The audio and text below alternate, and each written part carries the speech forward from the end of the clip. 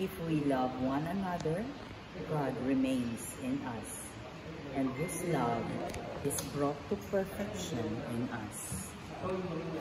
Guide me, Lord, along the everlasting way. Blessed Thursday, everyone. We praise and thank you, dear God, for another day of life. We praise and thank you for the gift of love, the gift of family, of community, of belongingness, and the gift of today. Today we are here at the ROLP prayer group, the Resurrection of Our Lord Parish. We are here because we are invited to give a nurturing talk. And I would like to mention the gospel for today. We are being reminded to love our enemies.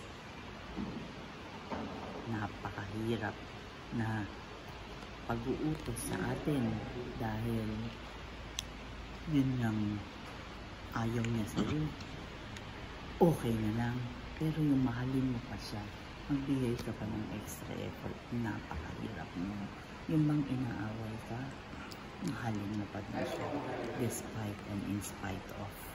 Kaya nga naman, ano ang paalala sa atin is tayo ay manindigan at tayo ay magmahal ng mga taong ayaw sa atin, ng ating mga kaaway, ng ating mga detractors. So always remember na yan ang utos sa atin ng Panginoong Diyos.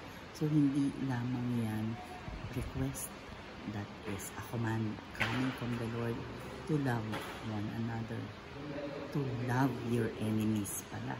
Hindi lang basta love one another. No? And I invite you tomorrow. I will be at the Manila International Book Fair at MOA SMX to be there for a book signing kung sino yung gusto pang kumuha ng copy ng aking libro, How to Multiply Your Blessings.